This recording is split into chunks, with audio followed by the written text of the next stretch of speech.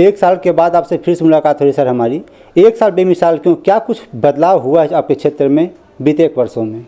पूरे देश की पहली ऐसी कोई सरकार होगी जो एक साल में अपने प्रमुख वादों को जो पूरा किए हैं, जो संकल्प पत्र में। जब हम क्षेत्र के विकास की बात करते हैं तो ये दो बहुत महत्वपूर्ण पहलू हो जाते हैं, तो इस पर कितना काम हुआ, कितने लोगों को इसका फायदा मिल पाया? हजारों की संख्या में हमारे विधानसभा में हजारों की संख्या में माताओं को महतारी वंदन मिल रहा है, जिससे हमारी माताएं काफ़ी खुश है। क्षेत्र में एक साल में कितना कुछ काम हुआ, किन किन क्षेत्रों में काम हुआ, कुछ अगर मोटा मोटी बताना चाहेंगे आप? उन सभी जगह हमने प्रस्तावित किया है स्कूल के, और सरकार बहुत जल्द उनको पूरा करेगी। तो क्या इस दिशा में कुछ काम हुआ है, आगे बढ़े हैं आप? काम करना चाहता हूँ, उसके लिए सरकार की योजना है। आज सरकार उनको ऋण भी देती है।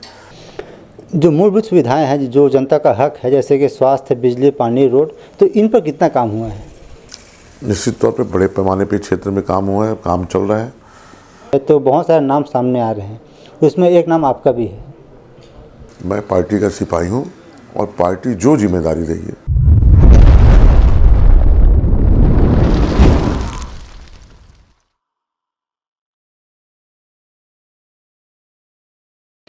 जनता जनार्दन से किए गए वादों का एक साल, भारतीय जनता पार्टी का एक साल छत्तीसगढ़ में पूरा हो चुका है, लेकिन कितना कुछ बदला है, क्षेत्र में कितना विकास का काम हो पाया है, नेता अपने वादों पर कितना खरा उतर पाया है। हम लगातार अलग अलग विधानसभा क्षेत्रों में जा रहे हैं और नेता से चर्चा कर रहे हैं, जनता से चर्चा कर रहे हैं कि कितना विकास का काम पर काम हुआ है। और आज हमारे साथ मेहमान हैं दुर्ग ग्रामीण विधानसभा क्षेत्र से विधायक ललित चंद्राकर जी। आपका बहुत बहुत स्वागत है। आपका भी बहुत बहुत धन्यवाद। एक साल के बाद आपसे फिर से मुलाकात हो रही सर हमारी। एक साल बेमिसाल क्यों, क्या कुछ बदलाव हुआ है आपके क्षेत्र में बीते एक वर्षों में?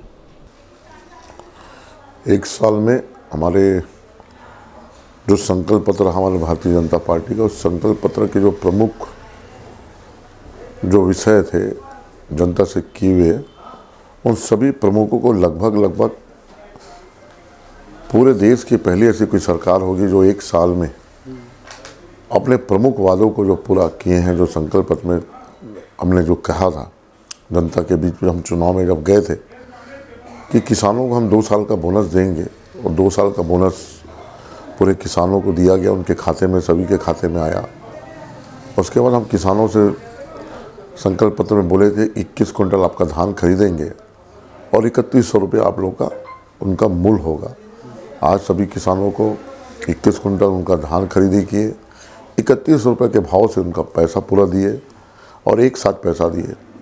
उसके बाद हमारा एक बहुत बड़ा योजना था महतारी लोगों के लिए। आधी जो हमारी छत्तीसगढ़ की हमारी जो सरकार है, हमारे यहाँ की जो जनसंख्या है, यहाँ की आधी आबादी जो है माताओं की है। माता उसे हम लोग महतारी वंदन के तहत हम लोग सभी माताओं को जिनकी शादीशुदा हो गई है और जिनका 21 साल से ऊपर है, ऐसे सभी माताओं का 1000 रुपये प्रति महीना उनके खाते में उनको देने का वादा किया था, जो लगातार शुरुआत होने के बाद अनुवत एक महीने के 1 से या 3 तारीख के बीच में उनके खाते में पैसा आ जाता है। और जिसका हमारा उद्देश्य था कि महिलाओं को सशक्तिकरण और महिलाओं को आर्थिक रूप से समृद्ध और शक्तिशाली बनाने के लिए, और महिलाओं को छोटी छोटी चीज़ें के लिए किसी और का मुंह ना देखना पड़े, किसी और के हाथ में हाथ ना फैलाए, अपनी जो छोटी छोटी ज़रूरत की जो चीज़ है वो ले सकें। इसलिए सरकार ने हमारी महिलाओं माता बहनाओं को 1000 रुपये देने का काम किया। उसके बाद हम लोग लगातार जो पीडीएस में जो हम गरीब जो हमारे थे लोग, हमारी जनता जनार्दन, जो 5 किलो हम अनाज दे रहे थे प्रति व्यक्ति के हिसाब से, वो लगातार अनुरोध चालू है, उनको फिर से सरकार देने की काम कर रही है। उनके बाद हमारा आयुष्मान कार्ड, जिसमें 5 लाख रुपए तक का उनका इलाज हो प्रति परिवार का, जो उसमें उनके जो उसमें संकट टाइम से आते हों। और ऐसे परिवार को आज लगातार जब उनके परिवार में कोई बीमार होता है तो उनको ना अपना खेत बेचने की ज़रूरत है, अपने सोने चांदी को गिरवी रखने की ज़रूरत है। ऐसे तमाम हमारे जो छत्तीसगढ़ के जो लोग हैं, जनता जनार्दन हैं, वो अपने परिवार को सरलता से, आसानी से बड़ी बड़ी बीमारी भी इलाज करा सकते हैं बिना अपने खेत खाल, अपने गहने को बेचे और गिरवी रखे। ये सरकार की बड़ी उपलब्धि है। उसके बाद अभी हमारे केंद्र सरकार की जो डबल इंजन की सरकार 70 साल से जो अधिक जो हो चुके हैं, जो घर में हमारे जो बुजुर्ग रहते हैं, हमारे माता पिता, हमारे जो भी छत्तीसगढ़ में जो 70 साल से ऊपर हो चुके हैं, जो 70 साल के हैं, उन सभी के, चाहे वो कोई भी जाति धर्म के हों, अमीर हो गरीब से कहीं कोई भेदभाव ना हो, सब के लिए, जो भी 70 साल से ऊपर हो, हर व्यक्ति के लिए 5 लाख रुपया का वो अपना इलाज कहीं भी करा सकते हैं, कोई भी हॉस्पिटल में, बड़े से बड़े हॉस्पिटल में। और जिनके कारण हमारे कई परिवारों में, जिनके घर में बड़े बुजुर्ग रहते थे, उनको सोचना पड़ता था अगर ये बड़े बुजुर्ग अगर कहीं बीमार हो गए तो उनका इलाज कौन कैसे होगा। लेकिन अब किसी को चिंता करने की ज़रूरत नहीं। सरकार एक श्रवण बेटा के माथिक, हमारे विष्णुदेव जी की सरकार, हमारे नरेंद्र मोदी जी की सरकार, केंद्र के और राज्य सरकार दोनों मिल के आज इस योजना का हमारे जो 70 साल के ऊपर जो हमारे जो सम्मानित लोग हैं, हमारे जो बड़े लोग हैं, जो बुजुर्ग हैं हमारे, ऐसे सब का इलाज होगा, चाहे वो किसी भी जाति धर्म का हो, चाहे अमीर हो चाहे गरीब हो, कि उसमें कहीं कोई भेदभाव ना, ये सबके लिए है। और हमारा सरकार का कहना भी है, सबका साथ सबका विकास सबका प्रयास हमने बनाया है, हम ही संवारेंगे। हमारे विष्णुदेव जी ने ये कहा और आज उसी के तहत पूरा क्षेत्र में, गांव-गांव में, गली-गली में जाएंगे आप। विकास का काम जो थम गई थे, आज आप देखिएगा गांव में नाली बन रहे हैं, रोड बन रहे हैं, सिंचाई के लिए नहरों का संधारण हो रहा है और सिंचाई का रकबा कैसे बढ़े उसके लिए लगातार काम हो रहा है। हमारे कई हज़ारों के संख्या में हमारे युवा भाइयों का नौकरी निकला, जिसमें पारदर्शिता के साथ लगातार ये सरकार काम कर रही है। एक भी कोई आरोप लगा दे, अभी जो सरकार विष्णुदेव जी की सरकार में भर्ती में कहीं भी कोई 1 रुपया भी दिया हो या कहीं भ्रष्टाचार हो, कोई प्रमाणित करके दिखा दे। ये सरकार पारदर्शिता से काम करने वाली सरकार है, विष्णुदेव जी की सरकार है, जो सुशासन की सरकार है और लगातार कानून व्यवस्था की राज है, सरकार की राज है। और यहाँ पे सर्वधर्म भव, हमारी जो देश की परंपरा, हमारी जो संस्कृति है, सर्वे भंतु सर्वे सुखाना, हम लोग सबके सुख के लिए कामना करते हैं, सबकी खुशी के लिए काम करते हैं, पूरा विश्व की कल्याण की हम लोग कामना करते हैं। ऐसी हमारी सरकार है और लगातार जनहित में ये सरकार काम कर रही है। हमने बनाया हम ही संवारेंगे सर, लेकिन आपका जो जीत है वो बहुत असामान्य है, सामान्य नहीं है। चूँकि जो आपके साथ राइवल थे ताम्रध्वज साहू जी, वो कद्दावर नेता थे, गृह मंत्री भी रह चुके, तो इसलिए आपकी जिम्मेदारी बहुत बड़ी है। महतारी बंधन योजना और 18 लाख आवास, ये मुख्य बिंदु रहे हैं आपकी जीत का। तो क्या आपके क्षेत्र, जब हम क्षेत्र के विकास की बात करते हैं तो ये दो बहुत महत्वपूर्ण पहलू हो जाते हैं, तो इस पर कितना काम हो, कितने लोगों को इसका फ़ायदा मिल पाया? हज़ारों की संख्या में हमारे विधानसभा में हज़ारों के संख्या में माताओं को महतारी बंधन मिल रहा है, जिससे हमारी माताएं काफ़ी खुश है और उनको लगा कि पहली बार ऐसी कोई सरकार है जो हम महिलाओं के लिए भी सोचती है और काम करती है। इसके पहले भी हमारी महिलाएं देखी कि पहली कोई सरकार बनी केंद्र में, नरेंद्र मोदी की सरकार, जो महिलाओं की सम्मान, उनकी इज्जत, उनके मान सम्मान के लिए काम किया। शौचालय का, शौचालय को आज हम इज्जत घर भी बोलते हैं। करोड़ों के तादाद में पूरे देश में शौचालय बनाने का काम किया। अगर सही मायने में महिलाओं का, माताओं का अगर कोई सम्मान करने का काम किया तो हमारे केंद्र के, हमारे नरेंद्र मोदी जी जो समझते थे, जानते थे हमारी महिलाओं को कितना तकलीफ होता है, कितना उनको दंश झेलना पड़ता है।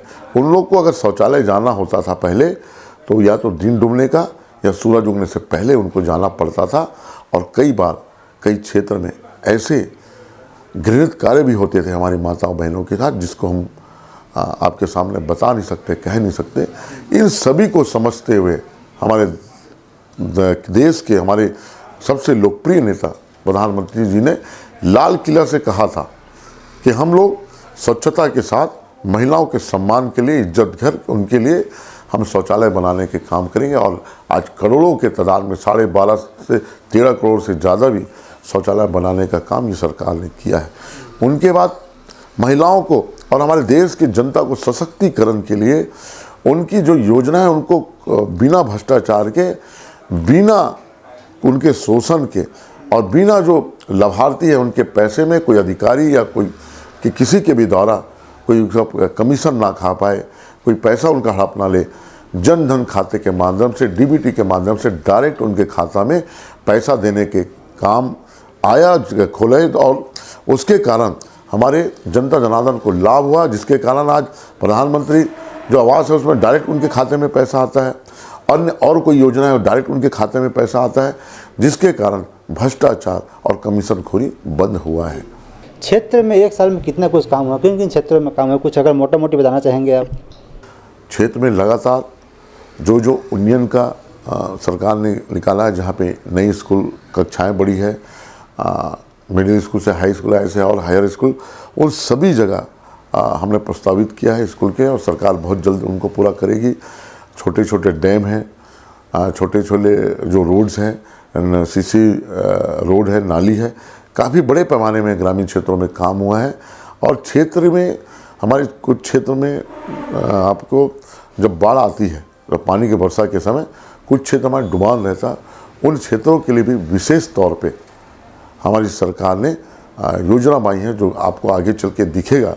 चाहे वो तटबंध का जो नहर जो कटाव हो, नदी कटाव हो, उसके तटबंध के लिए, पिचिंग के लिए, और जहाँ रोड नहीं है वहाँ रोड के लिए, जहाँ पानी के साधन वहाँ पानी के लिए, किसानों के लिए लगातार सरकार काम कर रही है। और चाहे वो बच्चों के भोजन का बात हो, चाहे महिलाओं का सम्मान का बात हो, चाहे मजदूर वर्ग के लिए सम्मान की बात हो, चाहे बच्चों को पढ़ने लिखने की बात हो, चाहे रोजगार की बात हो, चाहे आपके स्टार्टअप इंडिया के तहत हो, हज़ारों लोग आज काम कर रहे हैं और हज़ारों साथ समूह हमारी बहनें काम कर रहे हैं। लखपति दीदी अधिक से अधिक संख्या में बनाने का काम चल रहा है, ताकि हमारे क्षेत्र में हमारी महिला उद्यमी बने और सक्षम बने, और वो भी किसी से कम नहीं। और कई महिलाएं आज हमारे क्षेत्र में एक मजबूत इरादे के साथ और मजबूत सोच के साथ, मजबूती के साथ काम कर रहे हैं। और सैकड़ों की संख्या में हमारे क्षेत्र में लखपति दीदी है, जिनसे लोग प्रेरणा लेके बाकी जो और लोग हैं वो लोग भी काम कर रहे हैं। और इससे महिला समझ रही है कि ये सरकार वास्तव में महिला हितैषी सरकार है। लोकतंत्र में ऐसी सरकार चाहिए जो जनता के लिए काम करे, जनता के द्वारा चुना हुआ सरकार जनता के लिए समर्पित हो। इस भाव से जनता समझ रही है कि अगर कोई काम कर सकता है, कोई विकास कर सकता है, तो केवल और केवल भारतीय जनता पार्टी कर सकती है। क्योंकि उनके 15 साल के कार्यकाल को देखें, अभी 5 साल के कांग्रेस कार्यकाल को देखें, दोनों में ज़मीन और आसमान का फर्क है। दोनों को फर्क करते हुए आज जनता ने देखा कि वाकई में भारतीय जनता पार्टी जो कहती है वो करके दिखाती है, और वो आज चरितार्थ हो रहा है। आपने स्टार्टअप की बात की सर, लेकिन जब हम इससे पहले से हमारी चर्चा हुई थी तो आपने कहा था कि स्टार्टअप और इंडस्ट्री दोनों को यहाँ दुर्ग ग्रामीण में लाना मेरा प्राथमिकता रहेगा, तो इससे रोजगार उत्पन्न होगा। तो क्या इस दिशा में कुछ काम हुआ है, आगे बढ़े हैं आप? निश्चित तौर पे कोई स्टार्टअप इंडिया में अगर कोई काम करना चाहता है, उसके लिए सरकार की योजना है। आज सरकार उनको ऋण भी देती है, सरकार उनकी व्यवस्था भी करती है, और जिस क्षेत्र में काम करना हो उसमें भी सरकार मदद करती है। और ये सरकार संकल्पबद्ध है रोजगार देने के माध्यम से। और सरकार का कहना है कि हमारे युवा नौकरी मांगने वाले ना हो, नौकरी देने वाले हो। और इस बात से प्रभावित होकर हमारे सैकड़ों की संख्या में हमारे युवा भाई लोग, बहन लोग आज स्टार्टअप इंडिया के माध्यम से हज़ारों लाखों लोग को नौकरी देने का काम कर रहे हैं।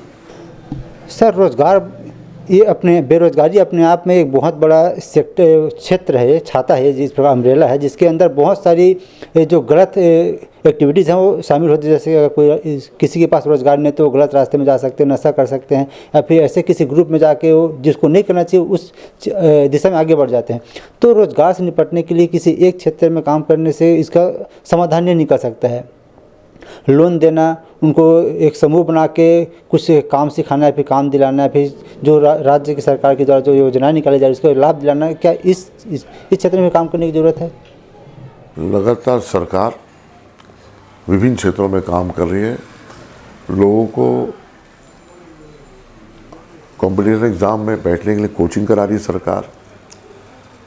सरकार। इनको व्यवसाय करने के लिए सरकार सस्ते दर पे लोन दे रही है। इनको युवाओं को पढ़ने के लिए आगे हाई एजुकेशन के लिए भी सरकार लोन दे रही है। और जिन छोटे छोटे हमारे जो लोग, किसी भाई को उद्यमी बनना है, कोई इंडस्ट्रीज बनना है, कोई अपना खुद का काम करना चाहता है, ऐसे तमाम लोगों के लिए सरकार ने सिंगल विंडो सिस्टम है, जिसमें कागज़ पत्री का उनका काम एक बार में हो जाए, उनको किसी का चक्कर काटना ना पड़े। और युवाओं को प्रेरित करते हुए जो सरकार की योजना है और क्षेत्र में क्या अच्छा कर सकते हैं, इन सभी तमाम विषय पे युवाओं को साथ में लेके हमारी सरकार काम करी और युवाओं के साथ में बैठ के युवाओं के लिए क्या बेहतर हो सकती, इस विषय में भी हमारी सरकार काम कर रही। जो बेहतर ढंग से हमारे युवा बता पाएंगे इस क्षेत्र में संभावना क्या है, हम क्या करना चाहते हैं। निश्चित तौर पे अगर मन लगा के ईमानदारी से कोई अगर आदमी अपना लक्ष्य प्राप्ति करना चाहे तो वो कर सकता है। उसमें लगन होना चाहिए, उसमें विश्वास होना चाहिए, उसमें ईमानदारी होना चाहिए और अपने देश के प्रति, अपने समाज के प्रति निष्ठा होना चाहिए और कर्तव्य बोध का उनको अनुभव होना चाहिए, ताकि अपना काम को ईमानदारी से कर सके और देश के प्रति समर्पित कर पाए अपने। आप विधायक बनकर पहली बार चुन कर आए सर, और कुछ महीने के बाद ही आपको छत्तीसगढ़ राज्य ग्रामीण एवं अन्य पिछड़ा वर्ग क्षेत्र विकास प्राधिकरण के उपाध्यक्ष बनाया गया है। तो ये कितना बड़ा आपके लिए उपलब्धि है या फिर चुनौती है कि मुझे क्योंकि बहुत से ऐसे लोग हैं जिनके पास विकास पहुंच नहीं पाया है, तो उनके तक पहुंचाना आपका लक्ष्य बन गया, तो क्या कुछ होने वाला है? सरकार ने एक छोटे से कार्यकर्ता पर बूथ स्तर का कार्यकर्ता जो करते करते काम यहाँ तक पहुँचा है, और हमारे विष्णुदेव जी, हमारे मुखिया, हमारी सरकार, हमारी संगठन सभी ने मुझ पर विश्वास जताया। एक छोटे से कार्यकर्ता पे एक पिछड़ा विकास प्राधिकरण के उपाध्यक्ष बनाया, और इसमें बजट भी है जो लोगों के क्षेत्र में विकास करने के लिए अगर कहीं ज़रूरत पड़े, कहीं कोई जगह से फंड ना आए, तो ऐसे ओबीसी क्षेत्र को, पिछड़ा क्षेत्र को योजना के माध्यम से हम उसमें लाभ दिला सकते हैं, काम कर सकते हैं। इसमें फंड की व्यवस्था है, जो मुझे दायित्व दिया है उसमें, और निश्चित तौर पे पार्टी ने एक दायित्व दिया है छोटे से कार्यकर्ता को। उस दायित्व को हमारे शीर्ष नेतृत्व का सम्मान और यहाँ के जिला के जो हमारे नेता लोग सम्मान किए, मुझे विश्वास दिलाए, इनके लिए मैं साधुवाद देता हूँ उनको, और बहुत बहुत धन्यवाद और बधाई देता हूँ उनको कि मुझ जैसे कार्यकर्ता पर विश्वास किया, और उनके विश्वास को मैं टूटने नहीं दूँगा और लगातार क्षेत्र में काम करते रहेंगे, सबके साथ, सब मिल के, सबका विकास, सबका साथ, और सब मिलजुल के अपने क्षेत्र को विकास करेंगे। एक नई भारत, एक नए रिसाली बनाने का, एक नया दुर्ग ग्रामीण बनाने का काम हम सब मिलजुल के करेंगे। और मैं सभी से आह्वान करता हूँ कि आए और हम सब मिलजुल के अपने विधानसभा को एक नई विधानसभा बनाएं, जिसमें लोग खुशहाल से, खुशी से और किसी प्रकार का कोई दिक्कत ना हो, व्यवस्थित ढंग से रहने का काम, व्यवस्थित ढंग से उनको काम करने का, व्यवस्थित ढंग से उनका मान सम्मान और व्यवस्थित ढंग से हर चीज़ हो, ताकि किसी को कोई तकलीफ ना हो। आखिरी के एक दो सवाल सर, जो मूलभूत सुविधाएं हैं जो जनता का हक है, जैसे कि स्वास्थ्य, बिजली, पानी, रोड, तो इन पर कितना काम हुआ है? निश्चित तौर पे बड़े पैमाने पे क्षेत्र में काम हुआ है, काम चल रहा है। हमारे केंद्र सरकार की एक महत्वपूर्ण योजना है हर घर नल, हर घर जल, शुद्ध पानी, ये नारा है, जिसको चरितार्थ करते हुए आज पूरे छत्तीसगढ़ में पाइपलाइन बिछाने का काम चल रहा है। पानी को कैसा बचाया जाए और जहाँ पे पानी नहीं हो पानी कैसे ले जाया जाए, इन तमाम क्षेत्रों में स्टाफ डैम जहाँ नहीं है स्टाफ डैम बनाया जाए, ना स्टाफ डैम की क्षमता कम होगी उसको ठीक ठाक किया जाए। ऐसे कुल मिला के प्रकृति के प्रति अगर कोई काम कर रहा है, कोई उसको प्यार से अगर, और इसमें लगातार हमारी सरकार इनके साथ काम करते हुए सरकार ने ये बताया, ये दिखाया कि हम क्षेत्र की जनता के खुशहाली के लिए, क्षेत्र के जनता के विकास के लिए लगातार हम लोग कृत संकल्प हैं और लगातार हम लोग काम करते रहेंगे। कैबिनेट मंत्री में, कैबिनेट जो है शायद सरकार की, उसमें विस्तार की बात चल रही है, तो बहुत सारे नाम सामने आ रहे हैं, उसमें एक नाम आपका भी है। मैं पार्टी का सिपाही हूँ और पार्टी जो जिम्मेदारी देगी, पार्टी ने का ये उनका अपना ये है कि पार्टी किसको क्या जिम्मेदारी देती है, और पार्टी जिस कार्यकर्ता को जो जिम्मेदारी देगी, पार्टी के हर कार्यकर्ता उस जिम्मेदारी को ईमानदारी से और पार्टी की निष्ठा के साथ हम लोग वो काम को करेंगे।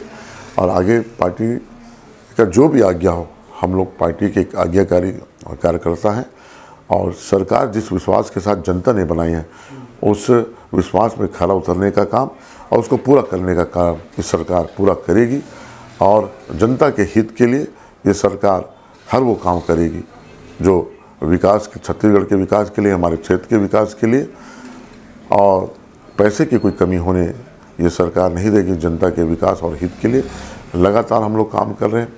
अभी हमारे क्षेत्र में महतारी वंदन के तहत महिलाओं के लिए एक महिला भवन बन रहे हैं। कुछ जगह में, अभी 5 जगह में हुआ है। धीरे धीरे करके ये हर ग्राम पंचायत में बनेगा और ऐसे करके बहुत सारे काम है। चाहे कभी कॉलेज का हमारे यहाँ लोकार्पण हो निकुंभ में, अभी पानी के क्षेत्र में बड़ा काम हो रहा है और अलग अलग विभिन्न क्षेत्र में निगम में बड़ा काम हो रहा है। एक हमारे क्षेत्र में स्पोर्ट्स एकेडमी बनाने का भी काम अभी प्रस्ताव में है।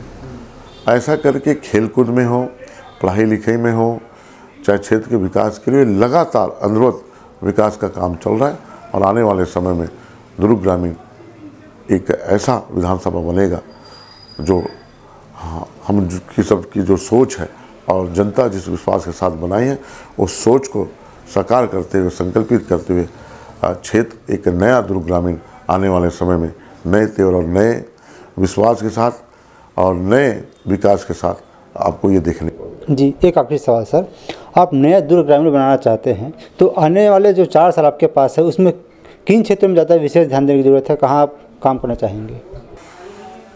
सबसे पहली हर जनप्रतिनिधि का काम होता है कि क्षेत्र में मूलभूत जो सुविधा है, रोड, नाली, पानी और सड़क, ये मूलभूत कोई भी गांव वंचित ना रहे। हर गांव में निकासी का पानी हो, नाली प्रॉपर वे में बने, रोड प्रॉपर वे में, अंडरग्राउंड पानी के लिए पाइपलाइन बिछे और दूसरे के बाद बिजली हर गांव में हो। इन तमाम के साथ साथ शिक्षा अच्छी व्यवस्था हो, शिक्षा की कोई कमी ना होने दे, प्रॉपर वे में शिक्षा की जो जितनी भी जो चीज़ है उस क्राइटेरिया में आता वो सब पूरा फुलफिल हो। दूसरा, क्षेत्र में कानून की व्यवस्था हो, शांति हो, हमारा क्षेत्र नशा से बाहर हो अगर, और क्षेत्र में ईमानदारी से किसानों के लिए, मजदूर के लिए, महतारी के लिए, युवाओं के लिए, पढ़ने वाले बच्चों के लिए, सब के लिए काम हो, व्यवस्थित ढंग से काम हो और सबके लिए, सबके हित के लिए और पूरा क्षेत्र एक नया दुर्ग ग्रामीण बनने के लिए हर क्षेत्र में काम करने की ज़रूरत है और उसको लगातार हम लोग एक प्रोजेक्ट बना के, एक वस्तु स्थिति को लेके हम लोग हर जगह काम कर रहे हैं और आने वाले समय में आपको दिखेगा एक नया दुर्ग जिसको भारतीय जनता पार्टी की जो सोच है हमने बनाया है, हम ही संवारेंगे। उस तर्ज पर हमारे दुर्ग ग्रामीण भी एक नई सोच, एक नई विश्वास के साथ हमारा दुर्ग ग्रामीण आपको दिखेगा। जी, बहुत धन्यवाद सर, आप समय निकाले हमारे साथ चर्चा की। जाते जाते हमारे माध्यम से कुछ संदेश देना चाहेंगे क्षेत्र की जनता को? क्षेत्र की सभी जनता से अपील है कि हमारे देश के यशस्वी प्रधानमंत्री नरेंद्र मोदी जी और छत्तीसगढ़ राज्य के हमारे मुखिया विष्णुदेव साय जी और डबल इंजन की सरकार की विकसित भारत बनाने के लिए, विकसित छत्तीसगढ़ बनाने के लिए, विकसित दुर्ग ग्रामीण बनाने के लिए, विकसित हमारे गांव को बनाने के लिए हम सबको संकल्पित होना पड़ेगा और 2047 में विकसित भारत बने, इसके लिए हम सबको मिलजुल के, और हमारे केंद्र मोदी जी और हमारे विष्णुदेव साय जी सबसे आह्वान किया है, आने वाले जो हमारे कल के जो भविष्य हैं उन सबसे भविष्य के आप साथ में साथ हाथ मिला के चलें और कंधे से कंधे मिला के चलें और इस देश के, इस हमारे छत्तीसगढ़ के विकास के लिए जो योगदान है सब मिलजुल के दें और एक नए छत्तीसगढ़, एक नए दुर्ग ग्रामीण बनाने में सबका सहयोग, सबका सहभागी हो। इस बात के साथ आप सबको आह्वान करूँगा, हमारा प्रदेश, हमारा छत्तीसगढ़, हमारा दुर्ग ग्रामीण, हमारा देश पूरे विश्व में हमारी जो कल्पना है सोने की चिड़िया विश्व गुरु बने, उस ओर हम सबको मिलजुल के काम करना है और सब नौकरी पाने वाले नहीं, नौकरी देने वाले बने ताकि अधिक से अधिक लोगों को हम लोग रोजगार दे सकें, काम दे सके और हमारा जो भारत है वो विकसित भारत बन पाए। इस बात के साथ आप सभी को बहुत बहुत शुभकामनाएं, बधाई देता हूँ। जय हिंद, जय भारत, जय छत्तीसगढ़। तो आप सुन रहे थे विधायक ललित चंद्राकर जी को, जिनका अभी हमारे साथ चर्चा हुआ एक साल में कितना कुछ हो पाया है और आने वाला जो समय उनके पास है 4 साल, उसमें कितना काम कर सकते हैं और करना चाहते हैं, उसका एक छोटा सा ब्लूप्रिंट हम लोग के सामने रखा है। साथियों, इसका फैसला आपको करना है। फिलहाल इस कार्यक्रम में इतना ही। अगली बार आपसे फिर होगी मुलाकात एक नए कार्यक्रम में नए मेहमान के साथ। तब तक के लिए अनुमति दीजिए। नमस्कार।